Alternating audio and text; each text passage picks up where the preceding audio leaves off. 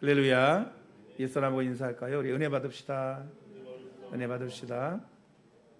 네, 오늘 성경도 한 절 짧게 읽었는데 제목도 아마 가장 짧지 않을까 싶습니다. 따라해 봅시다. 중심. 네, 중심. 네, 우리나라는 이 포장 문화가 아주 익숙하고 발달되어 있습니다. 그래서 자꾸만 외모를 화려하게 꾸미려고 합니다. 다른 사람의 시선을 아주 너무너무나 중요하게 생각을 합니다. 그래서 오죽하면 속담에 그런 말이 있지 않습니까? 냉수 먹고 있으신다는 거예요. 속차리면 좋겠는데 있으신다는 말이 있어요.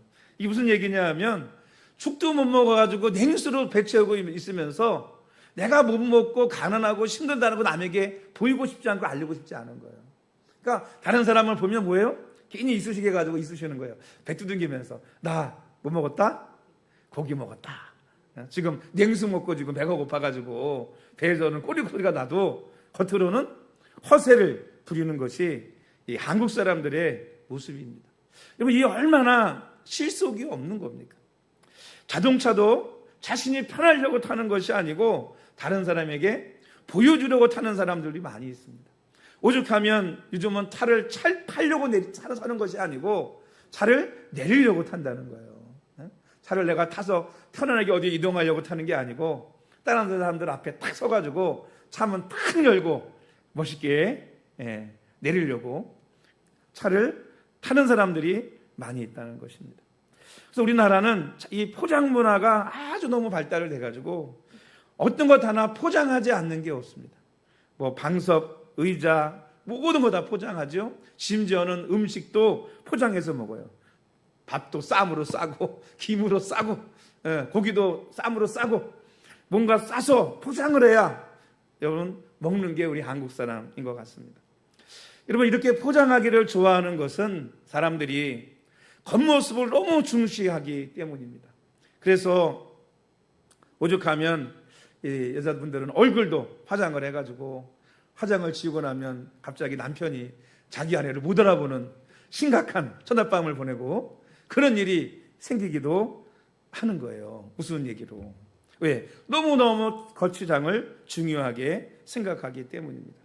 이렇게 사람은 외모를 보지만 여러분, 외모를 중요하게 여기지만 하나님이 보시는 것은 그런 외모를 보는 것이 아니고 하나님은 우리의 마음의 중심을 보시는 분이 바로 하나님이신 줄로 믿습니다. 하나님은 겉으로 아무리 허세를 부리고 아무리 아름답게 꾸미고 아무리 있는 척하고 아무리 내가 뭔가 된 것처럼 꾸민다 할지라도 하나님은 그 마음의 중심을 꿰뚫어 보시는 분이 하나님이시라는 거예요. 그래서 마음의 중심을 보시는 분이 바로 하나님이시라는 것입니다. 여러분, 오늘 본문 말씀에 하나님께서 사무엘 선지자에게 기름불을 취해가지고 베들레헴 사람 이새에게 가라고 이야기를 했습니다. 왜냐하면 사울 왕이 하나님 말씀을 계속 불순종하고 어겨서 결국 하나님을 떠났기 때문에 하나님께서 사울을 버리시겠다고 말씀하시고 이제 사울의 아들이 아닌 새로운 사람을 이스라엘의 이대왕으로 하나님께서 지목하시고 거기 가서 기름을 부어서 차기 왕으로 세우라고 하나님께서 말씀하신 것입니다. 그러니까 이 이새가 하나님 앞에 그러는 거예요. 하나님, 내가 차기 왕을 세우려고 가는 줄을 이 사울이 알면 저를 죽일 겁니다. 그러니까 하나님께서 뭐라고 말씀하세요? 너는 제사를 드리러 간다라고 하고 베들레헴에 가서 이세 가족을 다 청해라. 그리고 내가 지목하는 사람에게, 그 아들들 가운데 지목하는 사람에게 기름을 부어서 차기 왕으로 삼아라 라고 하나님께서 말씀을 하셨습니다. 그래서 정말 이세가 제사를 드린다는 명목으로 베들레헴에 가가지고 이새의 가족을 다 쳐갑니다. 그리고는 그 아들들을 딱 보는데 아들이 여러 명 있었어요. 첫 번째 아들을 딱 보니까 이름이 엘리압이었습니다. 근데 이 엘리압을 보니까 하나님이 그랬거든요. 내가 이새 아들 가운데 왕을 봤다는 거예요. 왕을. 왕족도 아닌데 하나님이 이미 그 중심을 보시고 왕감이 저기 있구나. 왕을 보셨다는 거예요. 근데 이 사무엘이 엘리압을 딱 보니까 과연 왕감이다. 하나님이 정확하시구나. 왜? 외모도 너무 키가 크고 용감해 보이고 늠름하고 용모도 아주 멋지고 뭐 어두고타나 용모면 용모, 키면 키, 모든 것이 빠지는 것이 아무것도 없는 거예요. 과연 왕감이다. 그리고는 사무엘이 기름불을 취해가지고 다 이 엘리압에게 기름을 부으려고 하는데 하나님께서 아니라는 거예요. 그래서 오늘 이렇게 말씀하신 거예요. 7절 말씀을 한번 다시 읽어보겠습니다. 7절 시작. 여호와께서 사무엘에게 이르시되 그의 용모와 키를 보지 말라. 내가 이미 그를 버렸노라. 내가 보는 것은 사람과 같지 아니하니 사람은 외모를 보거니와 나 여호와는 중심을 보시느니라 하시더라. 그 용모와 키를 보지 말래요. 왜냐하면 내가 이미 엘리압을 버렸다는 것입니다. 그러니까 외모는 멋지고 왕감처럼 생겼는데 그 속은 왕감이 전혀 아니라는 거죠. 하나님 보시기에 이거는 인물이 아니라는 거예요. 그러면서 하나님은 사람은 외모를 보지만 하나님은 뭘 보신다? 중심을 보신다 라고 말씀하신 것입니다. 사무엘은 이 엘리압의 외모를 봤지만 하나님은 엘리압의 마음을 보셨고 그를 이미 버리셨다고 말씀하신 것입니다. 그래서 둘째를 봤어요. 아미나답도 보니까 하나님이 이도 아니래. 셋째를 산마를 보니까 그도 아니래. 일곱째까지 다 봤는데 그 아들들 가운데 왕이 없는 거예요. 기을 묻을 왕이 없는 거예요. 그래서 이 사무엘이 이새에게 또 다른 아들이 없느냐? 이게 다냐? 하나님이 분명히 네 아들 가운데 왕이 있다고 그랬는데 지금 이 아들들 가운데는 왕감이 없다는 거죠. 그랬더니 이 이새가 하는 얘기가 막내가 하나 남았는데 지금 양을 치고 있다는 거예요. 빨리 와 데리고 와라. 그래가지고 이 막내 아들 다윗을 딱 보니까 성경이 뭐라고 기록하고 있냐면 빛이 붉고 눈이 빼어나고 얼굴이 아름답더라. 이 얘기가 여러분 이렇게 다윗을 아름답게 표현했지만 어떻게 보면 남자답지 못하고 이쁘지게하게 생긴 소년이었던 거예요, 다윗이. 어떻게 보면 뭐 다른 사람들을 막 이끌고 통솔할 만한 그런 장군, 용사, 옛날에는 그런 사람이 왕이 됐잖아요. 그럴 만한 사람이 아닌 거예요, 여러분 볼 때는. 그저 그냥 얼굴이 붉은, 눈이 빼어나고 얼굴이 아름답게 생긴 쉽게 얘기해서 미소년, 이쁘장한 아이, 그런 아이가 다윗이었던 것이에요. 그런데 하나님은 그 어린 다윗, 왕이 될 것 같지 않은, 용맹할 것 같지 않은, 용사가 될 것 같지 않은 그 다윗을 보시고 그에게 기름을 부으라는 거예요. 그래서 사무엘이 이 다윗에게 기름을 부어서 사울왕을 이을 차기 왕으로 하나님께서 미리 기름을 부으셨다는 것입니다. 따라합시다. 하나님은 마음의 중심을 보신다. 중심을 보신다는 거예요. 다윗의 마음의 중심을 하나님이 보셨다는 것입니다. 그래서 여러분 중심이라고 하는 말은 우리 한문으로 해석하면 그러잖아요. 가운데쯤 마음심. 마음의 한가운데를 중심이라고 하는 거예요. 치우치지 않은 딱 중가운데를 말하는 것입니다. 그래서 우리 마음의 중심이 너무나 중요합니다. 왜냐하면 하나님이 보시는 곳이기 때문에 중요한 거예요. 할렐루야. 그러므로 우리의 마음의 중심을 하나님 앞에 바로 세워야 할 줄로 믿습니다. 할렐루야. 그래서 첫 번째로 우리의 마음의 중심을 바로 세워야 됩니다. 중심을 바로 세운다는 게 무슨 말인가 하면 여러분 악어는 어금니가 없다고 그래요. 그런데 그럼에도 불구하고 이 음식을 먹을 때 대충 그냥 우리처럼 꼭꼭 씹어가지고 악어가 잘잘하게 음식을 부셔서 너희 어때요? 그냥 대충 꿀꺽꿀꺽 삼킵니까? 그냥 꿀꺽꿀꺽 삼켜요, 먹이를. 그럼에도 불구하고 소화를 잘 시킨다는 거예요. 왜 소화를 잘 시키느냐? 특이한 점이 뭐냐 하면 이 악어의 위 속에는 모래주머니가 있다는 거예요. 모래주머니. 그래서 이 모래주머니가 들어가면 이 모래들이 아마도 음식을 좀 잘게 부수는가 봐요. 그리고 그 모래주머니 속에는 모래알보다 훨씬 더 큰 작은 돌멩이 같은 그런 돌멩이들이 그 안에 가득 들어있다는 거예요. 그러면 이 모래주머니가 하는 역할이 뭘까요? 두 가지 역할을 하는 것 같아요. 하나는 악어의 음식물을 소화하는 일을 돕는다는 것이고, 또 하나는 뭐냐면 악어가 물속에서 헤엄칠 때 중심을 잘 잡을 수 있도록 한다는 거예요. 여러분, 물고기는 뭘로 중심을 잡아요? 지느러미가 있잖아요. 지느러미가. 근데 악어는 여러분 지느러미가 있어요? 없잖아요. 그냥 다리 4개 아닙니까? 꼬랑지이고 하고. 그런데 물속에서 이 악어가 얼마나 여러분 수영을 잘하고 다닙니까? 뭐 갑자기 삐뚤어져 가지고 수영하다 옆으로 넘어진다든지, 갑자기 배가 뒤집히듯 집어진다든지, 악어가 그런 일이 있어요, 없어요? 그런 일이 없잖아요. 왜냐? 이 악어의 뱃속에는 이 무거운 돌멩이들이 들어있어 가지고 그게 무슨 역할을 하느냐면 이게 중심 추의 역할을 한다는 것입니다.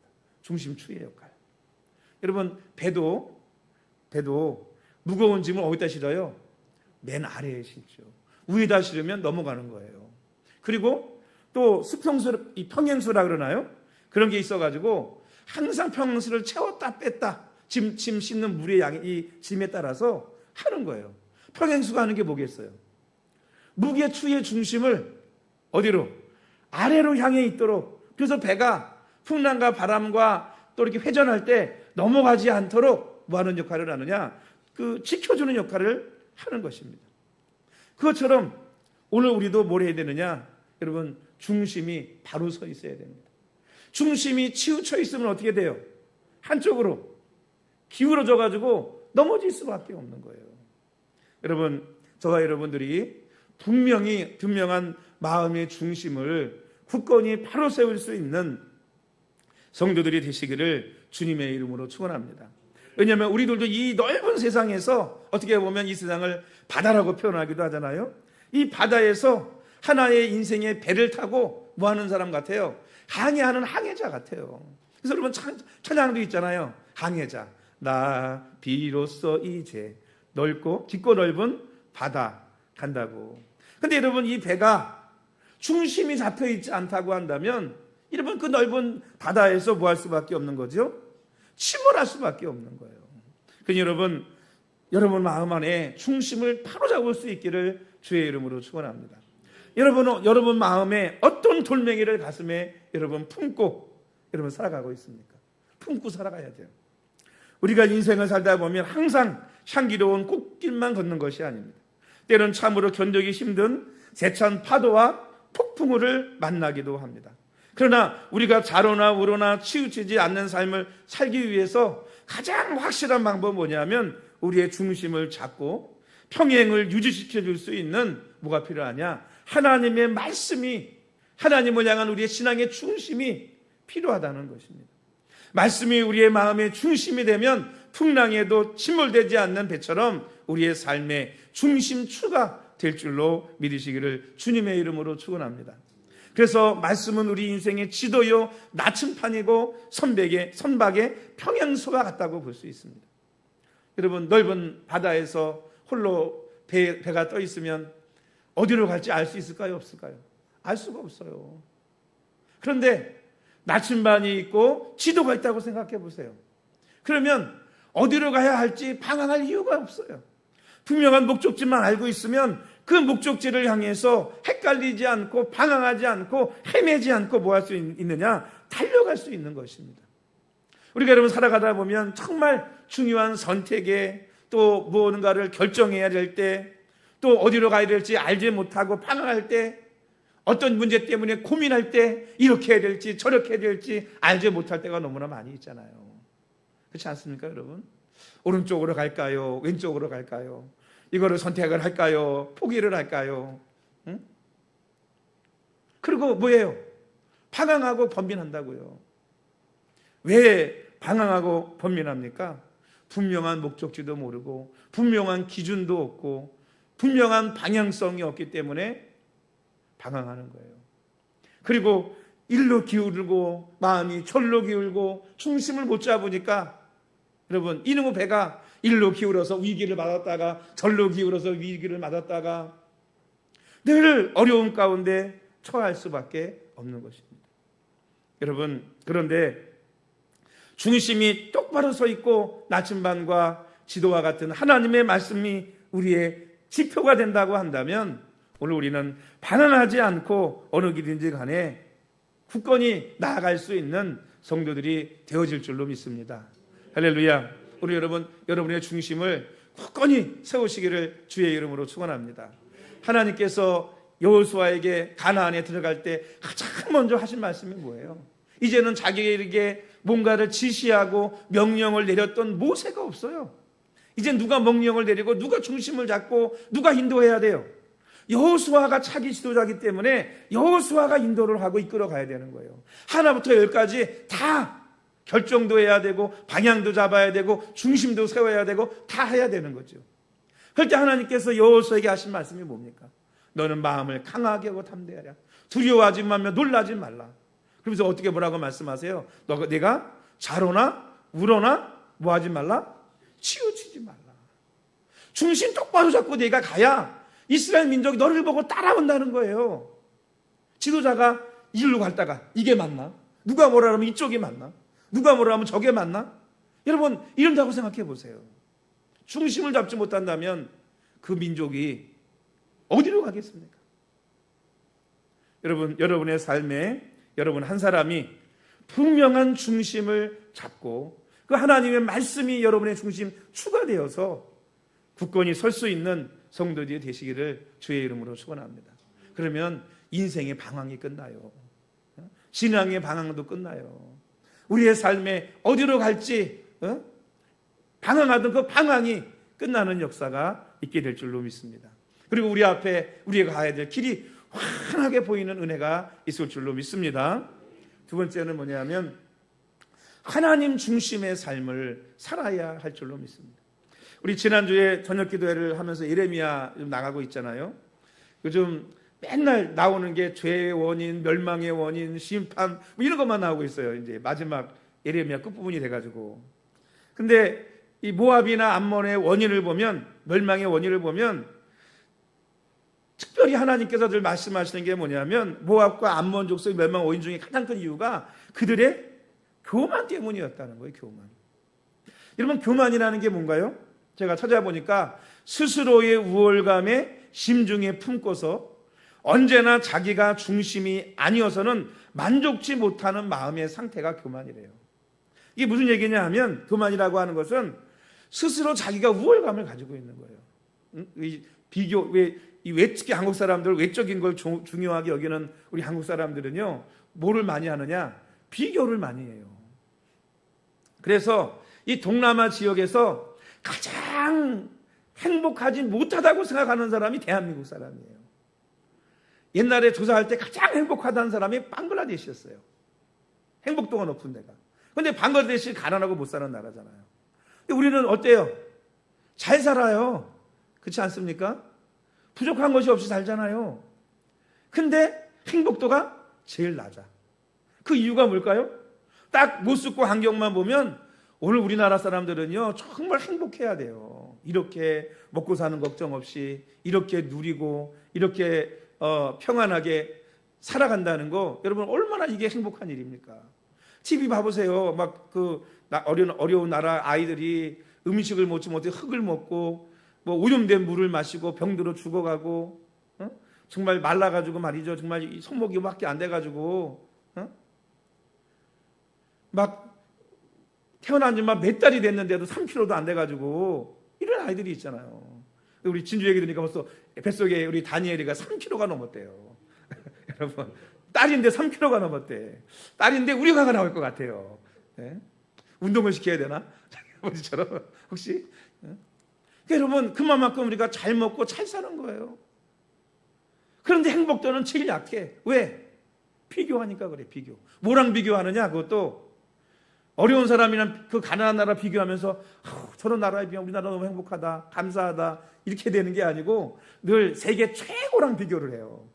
세계 최고랑. 복지가 제일 괜찮은 나라랑 비교해요. GNP가 제일 높은 나라랑 비교하고 뭐든지 세계 최고랑 비교를 해요. 그러니까 항상 2등을 해도 불행한 거야. 2등을 해도. 왜? 1등이 아니면 불행한 거예요. 이게. 여러분 외적인 게 뭐 이렇게 중요합니까? 다른 사람이랑 비교할 게 뭐 있습니까?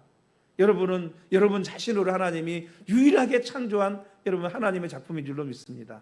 할렐루야. 그러니까 그것으로 감사하고 만족하고 행복하면 되는 거예요. 내게 주어진 것 그거 가지고 여러분 행복하면 되는 것입니다. 비교하니까 우월감이라는 게 생기고, 비교하니까 내가 때로는 부족하면 어때요? 예?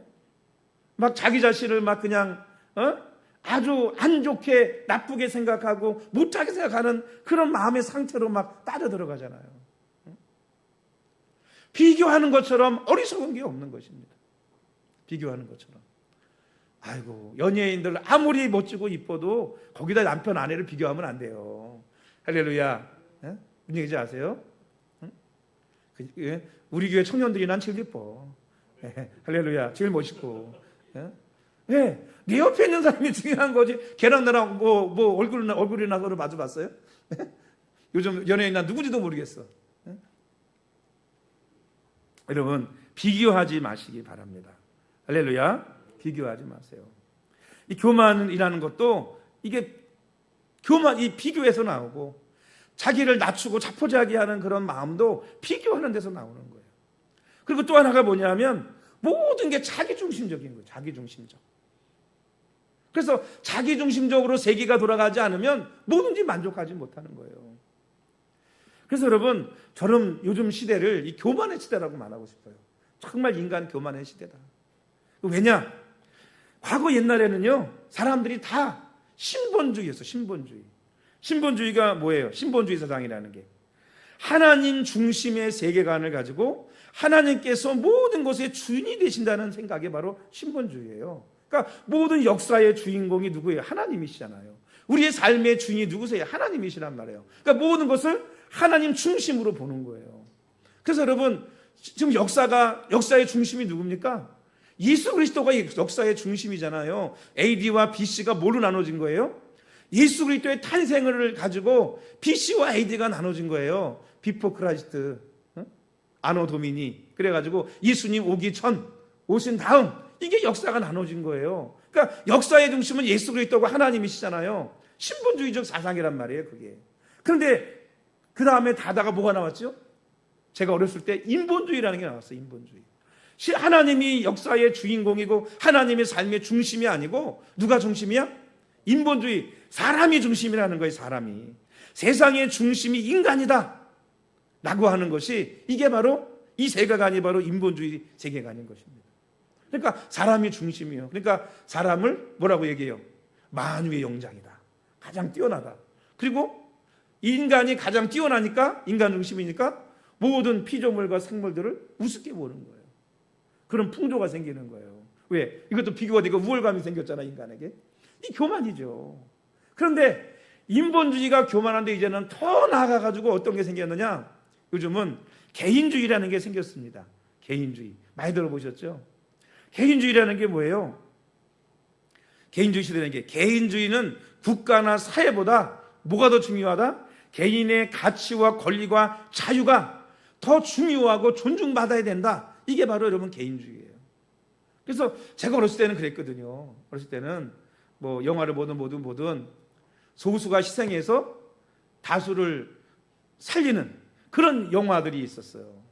그래서 늘 우리가 배울 때는 공동체를 위해서 내가 희생해야 된다, 이렇게 배웠단 말이에요. 그게 공동체를 위하는 것이다. 그 나라를 위해서 누가 희생해요? 국민들이 희생을 하고. 그런데 이제 개인주의가 되면 뭐예요? 나라, 사회, 국가, 이거 필요 없어. 누가 중요한 거예요? 그거보다 내가 중요한 거예요. 내가. 그러니까 요즘 뭐예요? 애국애족도 없고 나라에 대한 것도 없고, 그래서 돈 때문에 요즘 보면 어떻게 삼성 맨날 털리잖아요. 기술 털리고 맨날 중국으로 가서 돈 받고 팔아먹고. 왜 그래요? 내가 중요한 거예요. 내가 중심이 돼야 되는 거예요. 그러니까 요즘은 개인주의 때문에 어떻습니까? 너무나 많은 사회적인 문제가 일어나고 있습니다. 역차별을 당하죠. 소수를 위해서 다수가 오히려 차별을 당하고, 소수를 위해서 다수가 다 희생을 해야 되는 거예요. 그러니까 그런 개념들이 사람들의 머릿속에 막 이식이 돼가지고 요즘 보면 어때요? 한문철 TV 같은 거 한번 보세요. 정말 교통사고 많이 나잖아요. 그래서 운전하는 사람들이 정말 왜 이렇게 운전할까 하는 생각들을 많이 해요. 그런데 그러면서 또 주차 문제 보면은 막 그런 거예요. 아니 그냥 차가 앞뒤로 2차선밖에 안 되는데 2차선 도로밖에 안 되는데 점심시간이라고 그냥 한가운데 차를 채워놓고 그냥 가버려 밥 먹으러. 그럼 어떻게 되겠어요? 그 차 한 대 때문에 어마어마하게 밀리는 거예요 거기가. 그래서 전화를 해서 하니까 당당해요. 지금 점심시간인데요. 점심시간이니까 딱지 안 끊는다 이 말이에요. 요즘 식당 그런데 점심시간 되면 딱지 안 끊잖아요. 그러니까 관계 차가 밀리든 뭐든 거기서 조금만 가면 주차장이 있는데도 여러분 안 해요. 제가 얼마 전에 강원도 갔다 왔잖아요. 거기 맛집이 있어가지고 이 생선찜 잘하는 데가 있어서 거기 이제 목사님들이랑 밥 먹으러 갔는데 저 갔다 보고 황당했어요. 그 해안도로에 거기도 좁은 2차선 도로에 이렇게 중앙선 있는 차 2대가 한시 지나가요. 큰 도로도 아니고. 아니 차를 갖다 딱 세워놓고 비상깜빡이도 안 켜놓고 없어 사람이. 차 한복판에 이 중앙선 있는 좁은 도로인데 차 세워놓고 사람이 없어요. 하다못해 잠깐 용무 보고 비상깜빡이 끄고 가는데 비상깜빡이도 안 들었어. 그래서 서놓고 갔어. 여러분 이게 뭐예요? 너무나 개인 이기주의에 빠져 있다라고 볼 수 있습니다.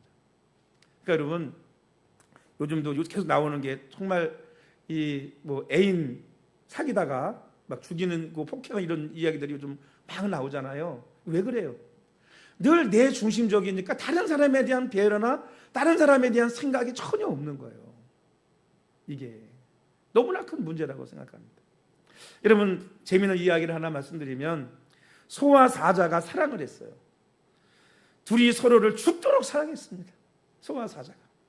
소는 정성스럽게 너무나 맛있는 풀을 뜯어다가 사자에게 주었습니다. 그러니까 사자가 풀이 싫었지만 그래도 소가 가져다 주는 거니까 꾹꾹 참고 그 풀을 맛있게 먹는 척 했습니다. 사자도 소를 위해서 신선한 고기를 잡아다가 갖다가 대접을 했습니다. 소도 고기가 싫었고 역겨웠지만 참고 꾸역꾸역 먹었습니다. 하지만 머지않아 둘이 결국은 뭐하게 됐을까요? 헤어지고 말았습니다. 헤어지면서 둘이 똑같이 이렇게 말했습니다. 뭐라고 말했을까요? 나는 최선을 다했어. 사자는 소에게 내가 너를 위해서 얼마나 최선을 다했는지 알아? 소는 사자에게 내는 너를 위해 얼마나 최선을 다했는지 알아? 헤어지는 남녀들 봐보세요. 다 자기는 최선을 다했는데 제가 나를 이해를 못하는 거예요. 예? 그죠? 예? 내가 잘못한 거 없어. 제가 나를 이해 못하는 거야. 제가. 예? 여러분 이 이야기의 교훈이 뭐겠어요?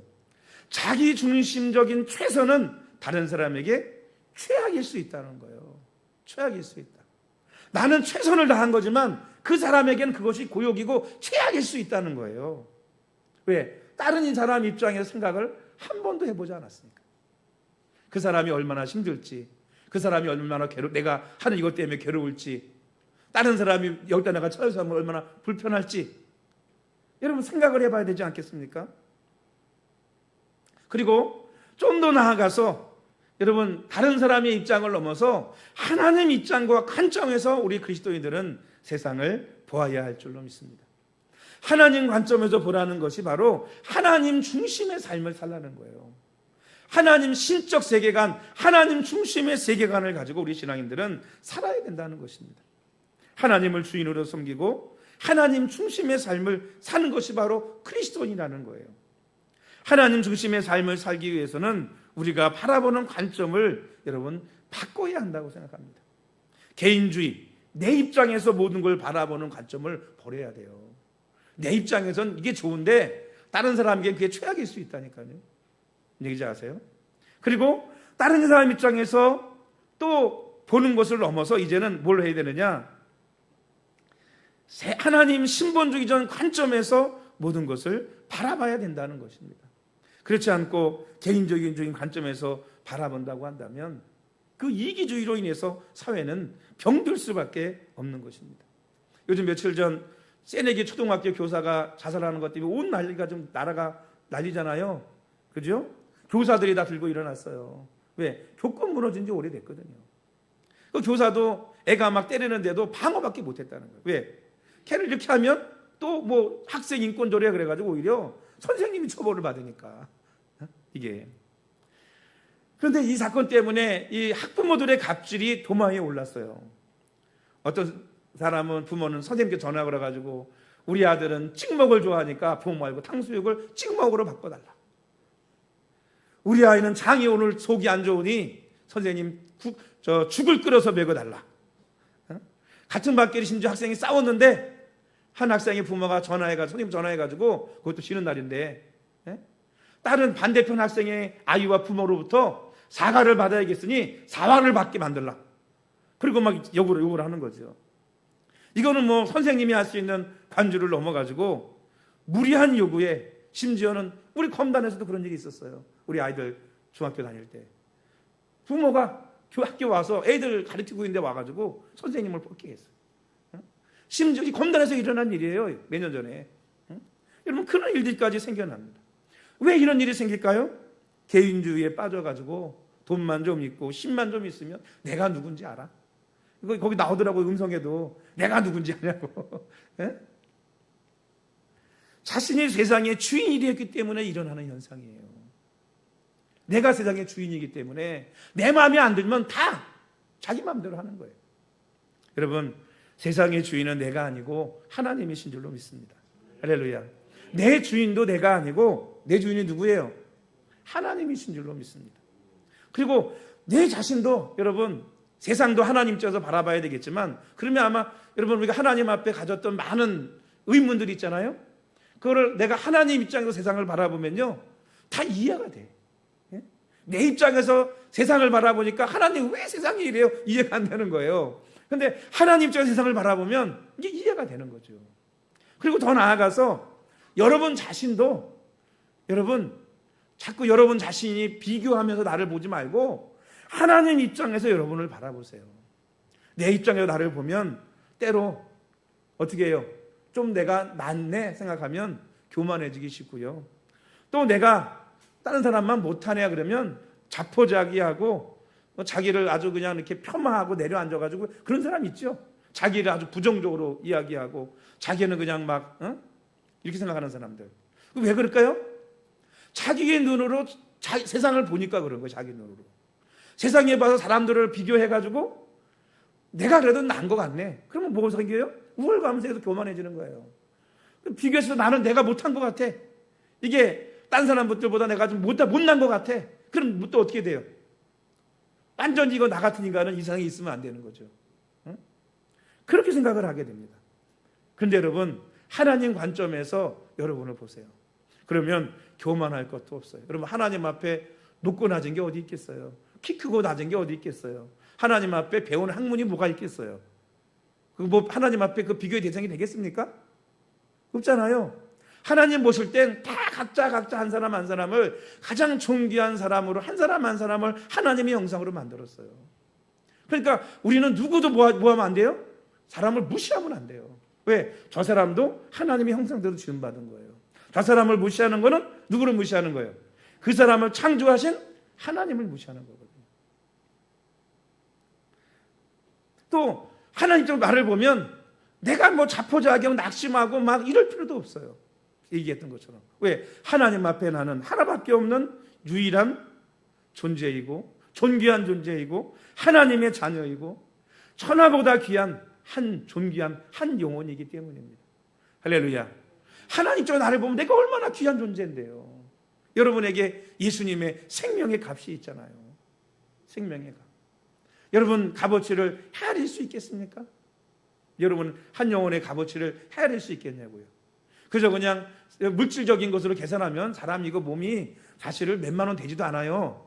여러분 물질적인 걸로 계산을 하면 뭐 인 얼마, 뭐 칼슘 얼마 이렇게 해서 값어치를 따지면 얼마 되지도 않는다고. 근데 그 한 생명의 값어치, 하나님 앞에 값어치라고 하는 것은요, 그 어떤 거랑도 비교할 수 없어요. 그러니 여러분이 얼마나 존귀한 존재입니까? 그러면 뭐가 생겨요? 자존감이 생기죠. 무슨 얘기인지 아시겠어요? 여러분 자존감을 가지시기 바랍니다. 할렐루야. 왜? 여러분의 아버지가 창조주 하나님이시고 여러분은 유일한 하나님이 다 왜 다르게 만들었는지 알아요? 똑같이 안 만들고 다 유일한 하나밖에 없는, 그러니까 값어치가 있는 귀중한 존재로 하나님께서 저와 여러분들을 만드셨기 때문입니다. 여러분 하나님 중심의 삶을 살아갈 수 있는 우리 모든 성도들이 되시기를 주의 이름으로 축원합니다. 결론의 말씀을 나눕니다. 오늘 본문의 다윗은 이스라엘의 2대 왕으로 이스라엘의 가장 위대한 왕이었습니다. 다윗은 하나님 보시기에 외모는 그렇게 어린 다윗이 키가 크고 용맹하고 왕감으로 보이지 않았어요. 가정에서도 사랑받지 못했습니다. 저 늘 그렇게 생각해요. 왜?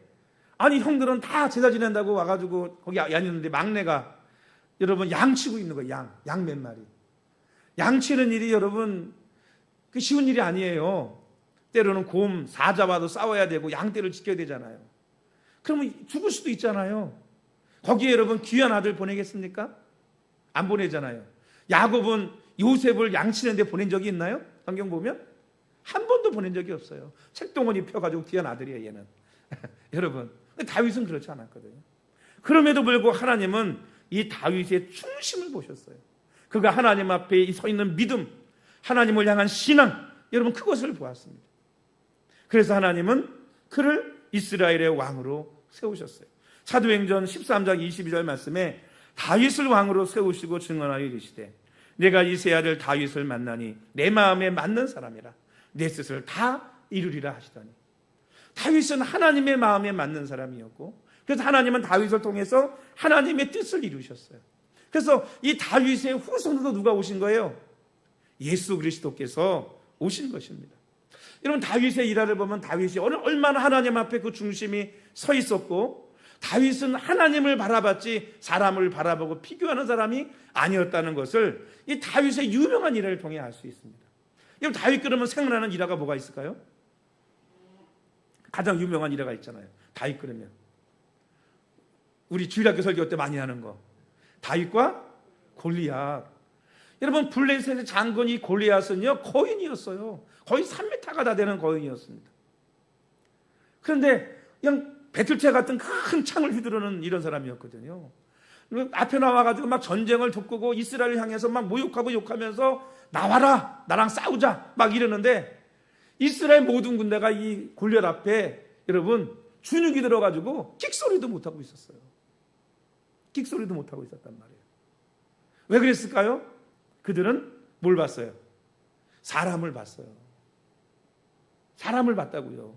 자기와 골리앗을 비교해 보니까 아유 골리앗과 싸워서는 이길 수 없어. 그런데 그 모습을 다윗이 보니까 화가 치밀어 오르는 거예요. 저가 뭔데 우리 하나님의 이름을 더럽히고 하나님의 군대로 욕하냐고요.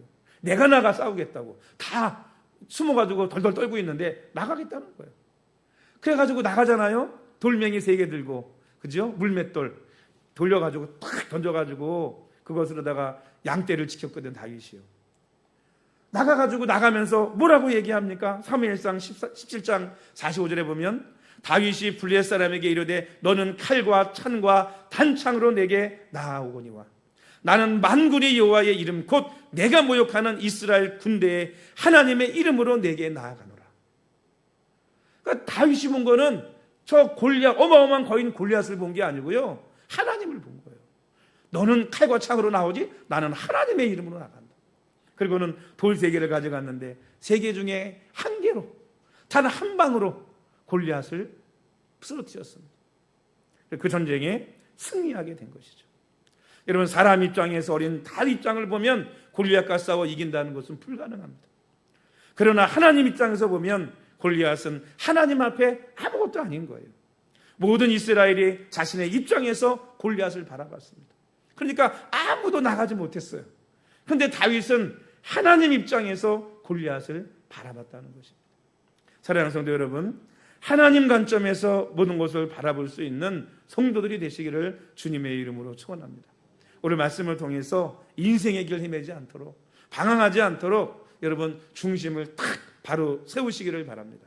그리고 중심을 세울 때 이 중심이 내가 아니고 세상이 아니고 인간이 아니고 하나님이 우리 마음의 중심, 하나님의 말씀이 우리의 마음의 중심이 되게 될 때 우리가 인생의 방황을 끝내고 하나님 앞에 우리의 삶을 드리며 나아갈 수 있는 복된 삶으로 나가게 될 줄로 믿습니다. 사랑하는 성도 여러분, 여러분 마음의 중심에 여러분 나를 두지 마시고요. 내가 주인 돼 갖고 내가 세상의 주인 되지 말라는 이거 교만인 거예요. 인본주의 되지 마시고 개인주의 되지 마시고 신본주의 신앙을 가지고 하나님 중심으로 바라보고 그 하나님의 중심의 신앙과 말씀을 가지고 살아갈 수 있는 우리 세길교회 모든 성도들 되시기를 주님의 이름으로 축원합니다. 우리 기도하십니다.